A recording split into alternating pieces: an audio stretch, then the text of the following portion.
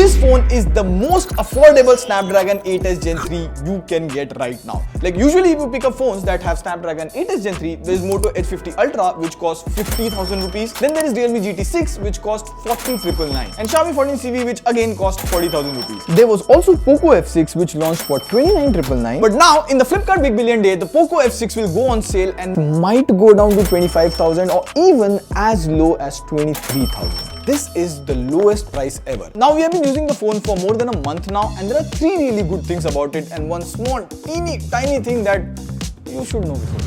But first of all, we have this greyish color, but I feel the phone looks really good in this black color. I dig that black color. The Poco F6 has a plastic back, plastic frame, which was a problem at 30,000, but under 25,000, I feel it is acceptable. Now, what was really good and it is still good is the display. First of all, for a change, this is a flat display. Now, if for someone like me who doesn't like curved display, this thing just slaps. First of all, this has minimum bezels. You get Corning Gorilla Glass Victus protection, which is really good for the price. And on top of it, all phones in this price range can run YouTube videos in HDR, but the Poco F6 can run YouTube videos in HDR. Plus, it can run Netflix videos in HDR and Dolby Vision. In fact, side by side, if you see this particular movie scene in Dolby Vision versus non-Dolby Vision, you can see the brightness and colors on the Poco F6 is better. Another small thing that I noted is the fingerprint sensor is fast, but the area is so small, like a lot of times I accidentally landed on the edge and the phone doesn't come down. This is something I've been using for quite a few days, but I still haven't gotten used to it. Also, it's an AMOLED display and you can get always on display, but you can keep it only on for 10 seconds. Now, display and build, which was 7 out of 10, at this price, it becomes 9 out of 10. Now, something which is really good with Poco F6 and it is still one of the best is the performance.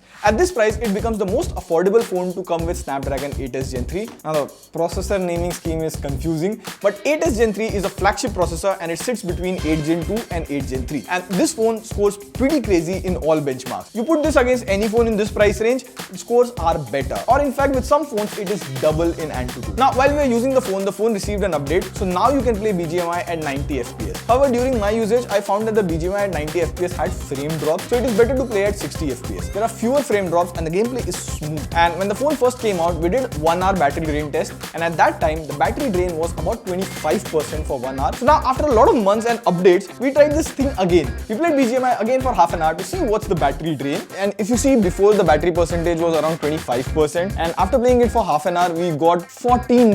So it was around 10-11%, slightly better than before. So after the recent update, the battery drain has gotten better. Now, another good thing about the Poco F6 is software. It comes with Android 14 right out of the box and new Hyper OS. And I believe Hyper OS is underrated now. Like the MIUI bugs were so hyped, but right now with Hyper OS, I haven't felt any major bugs. Plus, all the latest AI features that I've heard in other OSs, I think Hyper OS already has that and it should be marketed well.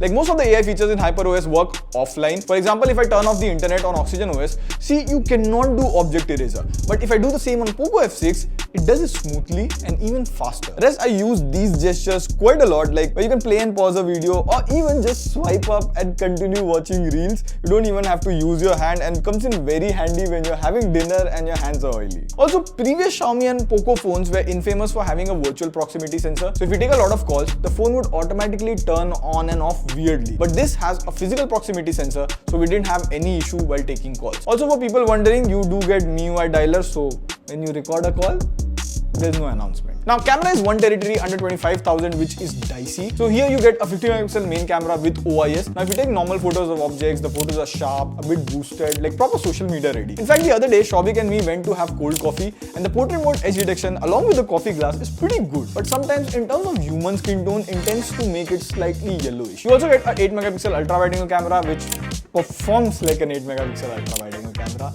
Don't have high expectations. So usually in this price range, if you get good camera, you have to compromise on performance, and if you get good performance, you get average camera. So camera wise, this Poco F6 is decent. Now, the most interesting thing that you should know, which I talked about in the start, is battery life.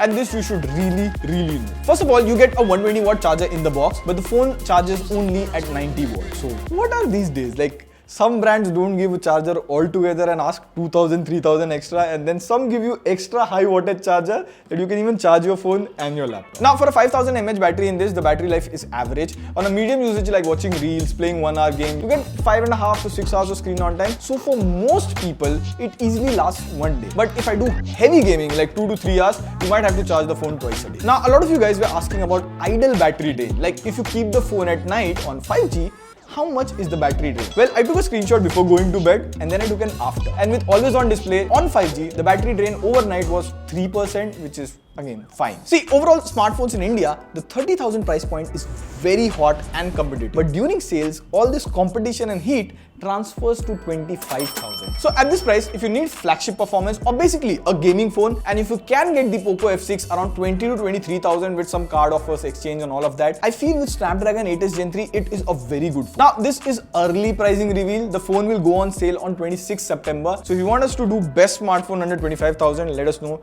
10,000 likes, we'll do it. On that note, this is signing off. See you in the next video. Pew, pew, pew.